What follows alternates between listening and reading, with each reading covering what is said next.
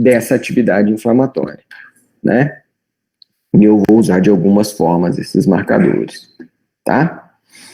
Então, basicamente, o que a gente tem é um processo inflamatório de origem diversa, né, de natureza que não específica, tá? Então, aqui pode ser infecção, inflamação, trauma, queimadura, cirurgia, o que quer que seja. Então, houve o estímulo inflamatório, existe ali a liberação de citocinas pró- e anti-inflamatórias, e o fígado vai produzir essas proteínas. Aí cada uma delas tem o seu papel, né? Inflamação leva a lesão tecidual, lesão vascular, aumenta a secreção de fibrinogênio para interromper aquele sangramento, né? A aptoglobina faz o carregamento de hemoglobina livre, né? Lesão vascular, libera hemoglobina, a aptoglobina pega, né? A proteína C reativa auxilia ali na captação do material necrótico, por aí vai. O C3, componente do complemento, né? Faz a ativação do complemento pela via alternativa. E por aí vai. Então, cada uma dessas substâncias tem uma função específica durante o processo inflamatório. Mas, para nós, essa função ela acaba não sendo importante. Porque a gente não quer diagnosticar essa função, ou o que está acontecendo. A gente quer avaliar isso aqui, ó, o processo inflamatório. Tá? Então, não me importa muito qual que é o papel da aptoglobina, do C3 ou da proteína C reativa. Ok? Então, eu vou usar essa substância como uma forma de eu diagnosticar ou acompanhar esse processo. Esse quadrinho aqui, ele é o mais importante dessa aula, porque ele diz para nós qual que é a cinética desse marcador na vigência do processo. Tá? Então, no tempo zero aqui, eu tenho o evento. Tá? Entrei em contato com uma bactéria, ou desenvolvi uma inflamação secundária ao contato pela bactéria. Fiz um procedimento cirúrgico, tive um trauma, tá? Então é o tempo zero. Aqui a gente consegue ver que alguns marcadores têm uma elevação bem rápida. Aqui, ó, em questão de horas, o marcador atinge concentrações bem altas, certo? Outros marcadores demoram, ó. Vai atingir concentração alta em dias, beleza? E outros marcadores têm diminuição, ó, transferina e albumina. Tem uma leve diminuição na sua concentração, na vigência do processo inflamatório. Tá? Uma outra questão que a gente olha aqui, outro ponto importante, é o tempo que esse marcador leva para normalizar a sua concentração. Isso é importante, porque imagina que eu tenho um tempo zero aqui, tempo cirúrgico. Pá, fiz uma cirurgia. A expectativa é que a evolução seja boa e eu não tenha complicações. Então, eu vou ter um pico do marcador pelo procedimento cirúrgico e depois que o procedimento cirúrgico terminou, cessou o processo inflamatório. Ou vou ter o processo inflamatório de fechar a ferida ali e cicatrizar. Então, eu cessei o estímulo, o marcador vai cair e vai normalizar a sua concentração. Né? Então, quanto menor esse espaço aqui, mais rápida é a resposta desse marcador em me dizer se a evolução está sendo boa ou não.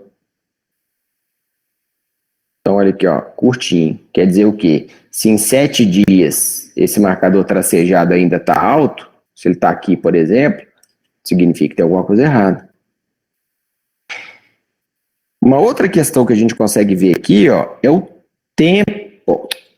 É a quantidade, a quantificação da mudança em relação ao valor basal. Olha esse marcador aqui, ó. Eu saio de um valor aqui zero e posso ter uma elevação de até 30.000%. Olha o tanto que altera. Eu saio de 0,1 para 300, para 600, para 1.000. Então, olha que alteração importante, a magnitude dessa elevação. Né? Então, são fatores importantes aqui na hora de eu escolher o marcador que eu vou usar como marcador de atividade inflamatória. Beleza? Tá. Então, para que eu vou usar esses marcadores? Eu posso usar para fazer um diagnóstico do processo, da presença do processo, tá? Então, já que eles são muito sensíveis, eu consigo ter uma ideia boa de que há o processo. Mas, caracteristicamente, esses marcadores são pouco específicos. Então, eu não consigo saber a natureza do processo. Eu sei que ele está presente, mas não sei qual que é a causa. Isso é uma característica geral desses marcadores. Tá? Um outro uso que eu posso fazer é o monitoramento do curso da doença, né, especialmente doenças que têm um curso crônico, então com períodos de exacerbação e remissão. Então, esse marcador vai me dar isso de forma objetiva, né? Se a doença está em exacerbação, o marcador sobe. Se a doença entrou em remissão, o marcador cai. Tá? Então, vou usar nesse contexto. Vou usar como avaliação de resposta ao tratamento, né? Uma grande indicação do uso desses marcadores. Eu comecei a tratar, o marcador tem que diminuir, porque ele vai me dar a resposta objetiva da eficácia do tratamento. Se ele não se alterou, provavelmente o tratamento não está sendo eficaz. E alguns marcadores me dão uma resposta prognóstica, né? A alteração do marcador, ela serve para me dizer como é que vai ser a evolução da doença. Né? Aqui no Covid a gente viu um monte desses marcadores, né? A ferritina é um marcador prognóstico importante, a proteína C reativa é um marcador prognóstico importante, tá? Então, nesse contexto, eu vou escolher um marcador que tenha sensibilidade, né? Para quê? Tem um evento, ele altera. Então, de todo mundo que tem um evento, quantos vão ter teste alterado? Então, eu preciso de sensibilidade. Senão, eu posso ter o evento presente e o teste não alterou. Eu não vou saber se ele não alterou porque ele não pegou, porque não tem sensibilidade, ou porque o cara não está doente. Então, eu preciso de sensibilidade, tá? Idealmente, eu precisaria de especificidade num contexto de me ajudar a fazer o diagnóstico do quadro de base, do que levou aquele processo, tá? Só que nenhum marcador tem isso. Beleza? Então, a gente escolhe o que tem mais sensibilidade, já que nenhum tem especificidade, tá? O pico precoce é importante para que eu tenha uma resposta rápida, né? Se eu tenho o evento, rapidamente eu consigo fazer o diagnóstico daquele quadro. E a meia-vida curta também é importante para que eu consiga ter uma resposta, principalmente em relação ao tratamento. Tratei, começa a cair. Está funcionando o tratamento, ele cai rápido.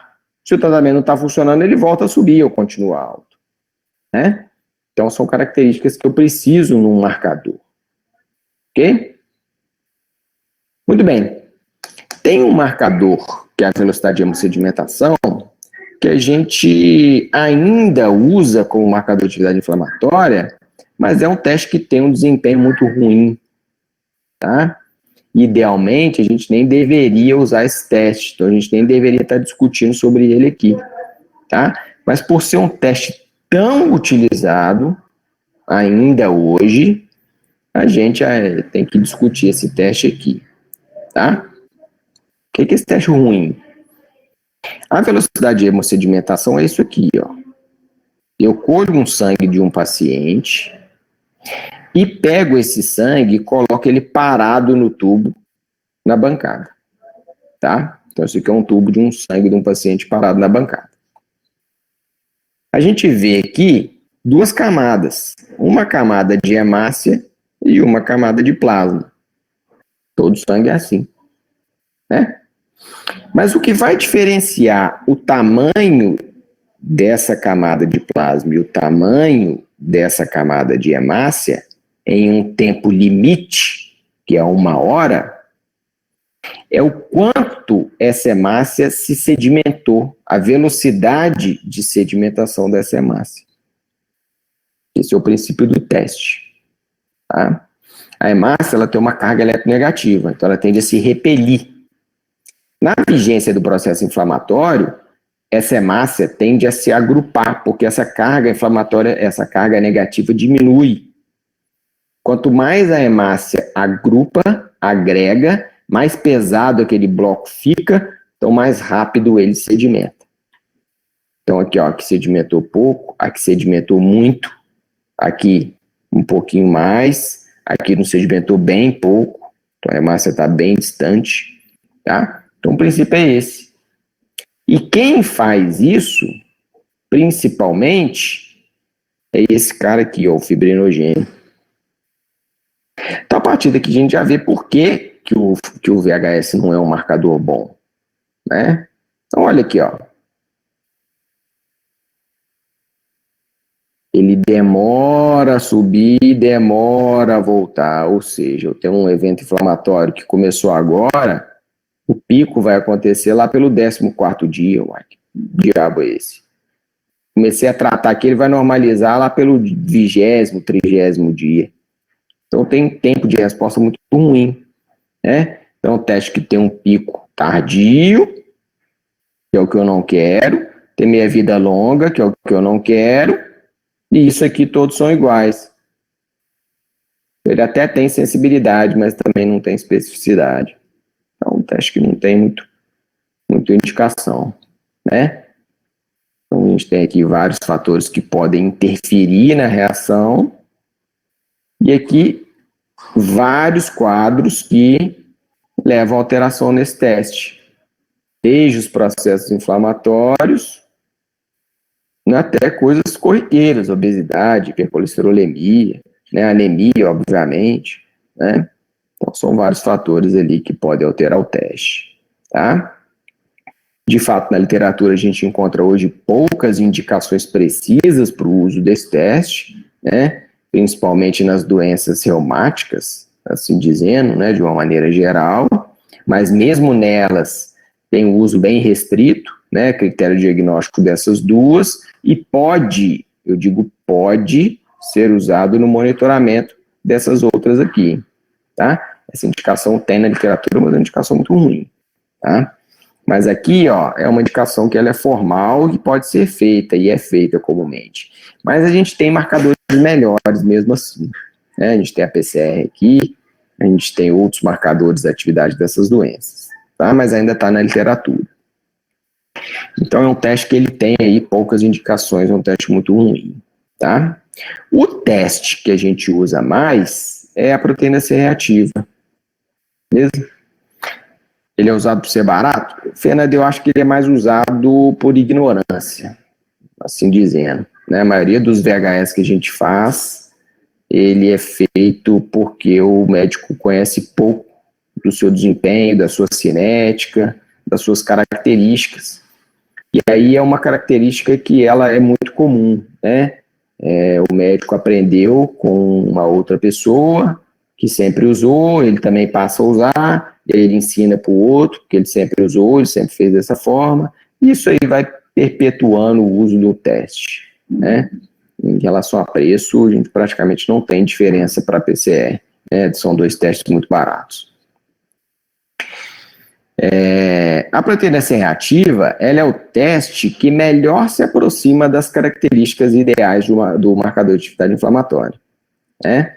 É um teste que tem muita sensibilidade, mas tem pouca especificidade, como esperado, né? Todos são assim. Mas tem uma cinética rápida, né? De elevação rápida e pico precoce e meia-vida curta. É o que tem melhor, né? Então, elevação de até 1000 vezes no seu valor ali, tá? Então, dentro do contexto do marcador ideal, a proteína C reativa é que melhor se aproxima, né? Então, se tiver que escolher um teste, vai ser a proteína C reativa, tá? Então, eu posso usar a proteína C reativa em vários contextos, né? E aqui, na questão do diagnóstico, é muito comum a gente ver essa diferenciação aqui, ó. Tá? A PCR mais baixa é comum nos processos virais, a PCR mais alta é comum nos eventos bacterianos. A gente precisa ter um pouco de cuidado em relação a isso, né? A maioria dos processos virais cursa com PCR abaixo de 100, a maioria dos processos bacterianos cursa com PCR acima de 100, mas a gente não pode usar esse teste como um definidor, como um divisor. Ele acaba sendo mais um achado, né? Então, vou dar um exemplo assim para vocês. Eu tenho um paciente com PCR de 40, com quadro de pneumonia, tá? Mudou o meu raciocínio? Ainda não, tá? Não mudou. O PCR de 40 ainda não mudou. Mas eu tenho a pneumonia e o PCR de 40, linfocitose no leucograma, tosse seca no quadro clínico. Aí mudou.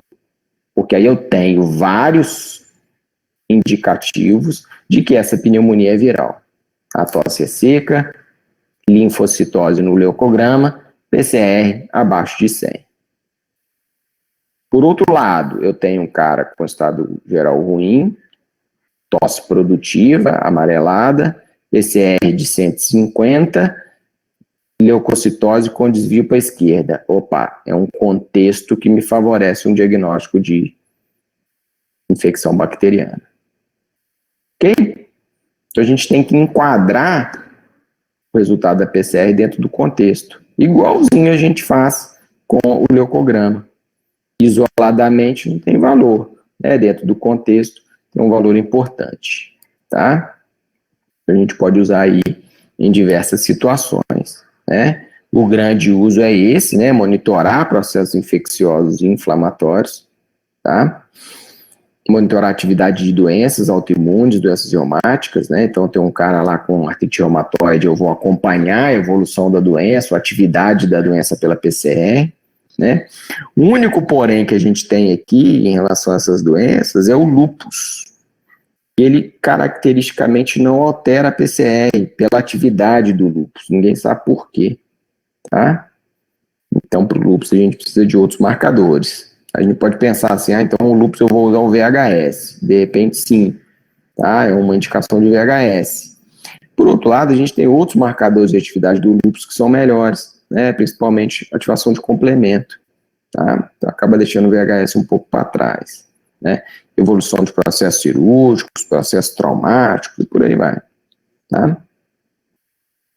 E a gente tem aqui um fator como fator prognóstico, né? Então, uma série de doenças a PCR serve como um marcador prognóstico, né? A gente vai ver, por exemplo, uma doença simples, que é a pancreatite, onde a PCR elevada, ela é isoladamente um marcador de pior prognóstico. O que isso quer dizer? Eu tenho dois caras com pancreatite, um com PCR elevada, um com PCR normal. O que isso quer dizer? Que esse cara que tem um PCR elevado, ele vai evoluir pior. Isso é marcador prognóstico. Eu tenho dois caras com Covid, um com PCR normal e um com PCR alto. Esse paciente com PCR alto vai evoluir pior, tá? Então é você conseguir estimar a evolução do quadro com base em um marcador. Isso é estabelecer prognóstico. Beleza? A gente tem a PCR aí como um marcador que serve para isso aí também. Ok? Aqui só para mostrar para vocês, né, ilustrar aqui, ó, olha só esse gráficozinho de Kaplan-Meier, né, um gráfico bem legal, eu gosto muito desse gráfico, onde a gente vê aqui, ó, os pacientes com PCR baixo e os pacientes com PCR alto, a evolução ao longo do tempo. Você vê que os pacientes com PCR baixo, uma taxa de sobrevida de 70%. Os pacientes com PCR alto, uma taxa de sobrevida de 40%. Olha só que legal. Então, marcador prognóstico. Então, tem aqui dois caras com câncer de pulmão. Ó, nesse tempo aqui, ó, 6 meses.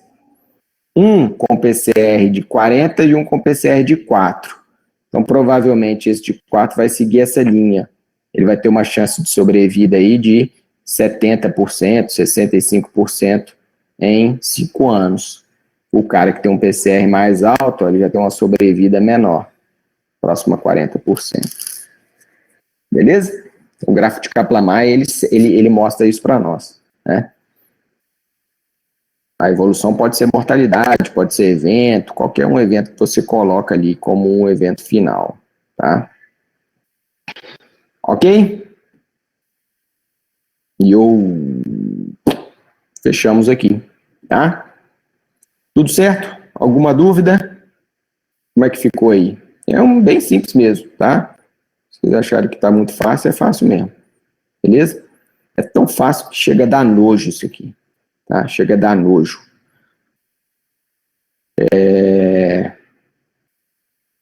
Coloca esse slide de prognóstico. Como assim? Voltar aqui? Esse? Isso. Porque tá errado ali, infeccioso, né? Você quer me xingar, né? Já manjei. Tirou, tá? Nós vamos falar do nós vamos falar do risco coronariano na aula de perfil lipídico, tá? Acho que vai ficar mais bem enquadrado, tá? Aí eu explico melhor o que é esse contexto da PCR na avaliação do risco coronariano. Tava ficando meio perdida a PCR aqui, tá? Beleza?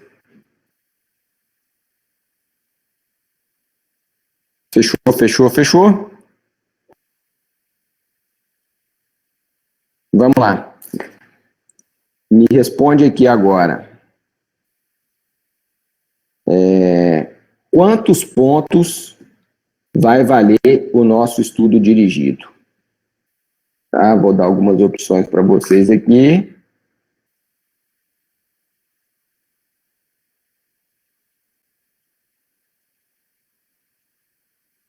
Vamos lá. Me passa aí, porque eu não dei ponto. Quero que você me fale aí quantos pontos. Votação, hein?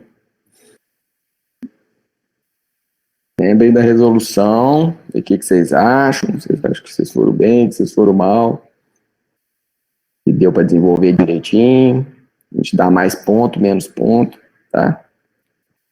Vou ficar a cargo de vocês aí.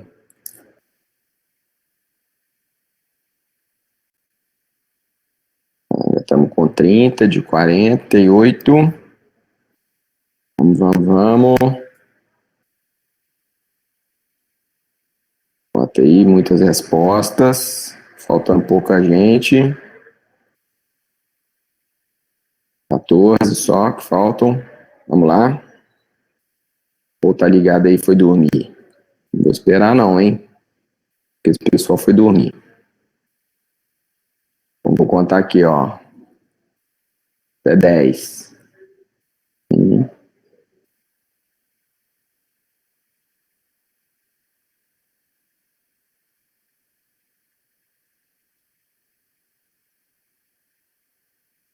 Beleza. Fechamos aqui a nossa enquete. Então, nosso exercício valeu 10 pontos. Beleza? Tá? Então, só para não ficar dúvida na hora que eu publicar a nota, o que precisaria de fazer ali no desenvolvimento, né? Então, seria isso. Primeiro, definir que a sensibilidade seria a característica de escolha para o teste, para poder pegar os doentes pela característica da doença, calcular a prevalência e incidência, escolher os testes, né? E aí a gente deu opção ali, né? Dentro daquele contexto, né? A primeira escolha seria aquele teste em paralelo, mas poderia escolher outros testes de forma justificada, desde que a gente tivesse sensibilidade, tá? E a quarta avaliação que a gente fez foi aquela segmentação, né? Do início do corte para o segmento ao longo dos meses, separando sintomático de assintomático e fazendo a escolha dos testes de forma adequada, ok? Então, mais tarde eu publico a nota para vocês. Vamos lá ao Socrative, papai vai abrir lá até meio-dia, uma atividade relacionada aos reagentes aos marcadores de atividade inflamatória, tá? Um troço bem simples, bem bobo, para a gente ir sedimentando o conteúdo, tá? Então, vou abrir aqui, nossa sala é a MedLab Fame, beleza? No caso das neoplasias, os pacientes vão estar em um quadro mais avançado para ter o marcador de PCR mais alto. Na verdade, sim, o marcador, ele acaba sendo... Deixa eu fechar aqui. Ele acaba sendo um marcador prognóstico quando você não sabe bem como é que está o quadro. Tá? Ele é um marcador prognóstico quando você não sabe. Então, eu tenho, por exemplo, eu tenho 2 pacientes com o mesmo tumor, no mesmo quadro clínico, que eu encaixei do mesmo jeito, mesmo estadiamento. Um com marcador alterado, o outro com marcador normal. Se esse paciente que tem o marcador alterado, eu sei que ele vai evoluir pior, isso quer dizer que esse marcador me serve como um marcador prognóstico. Tá? Então, só de ver o marcador, independente de eu estar vendo o quadro clínico, independente de eu saber se está mais avançado ou não, ele me serve como um marcador prognóstico. Né? Se a gente for pensar teoricamente em relação à neoplasia, uma das possibilidades é que ele já esteja num quadro mais avançado. Tá? Mas pode ser que ele, às vezes, esteja num quadro normal, num quadro lá, mas ele tem mais complicação, ele tem alguma coisa ali que leve a esse prognóstico pior, tá?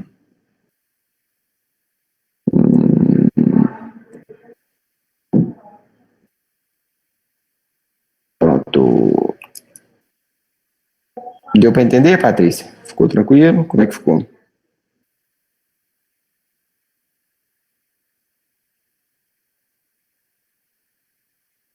Sim? Beleza, por nada. Pessoal, já abri lá, tá? MedLab Fame, vai lá tomar um café, vai beber uma água e pode fazer com calma, tá? Até o meio-dia vai ficar aberto, ok? Então amanhã a gente continua e vamos agendando aí as nossas programações, porque eu preciso avaliar ainda. A gente precisa marcar avaliações e a gente precisa marcar a questão do seminário, que ele era integrado com a SEMIO. Eu vou tentar ver com o pessoal da SEMIO como é que vai ser a programação do seminário deles, para a gente ver se a gente casa tudo, tá? Que aí vocês fazem um seminário só, que é o ideal, né? A gente integra tudo ali e discute dentro de um contexto só, ok? Beleza, quem quiser tirar dúvida, perguntar alguma coisa, eu vou continuar online aqui, tá? Estou à disposição, tá bom? Beijo, até amanhã.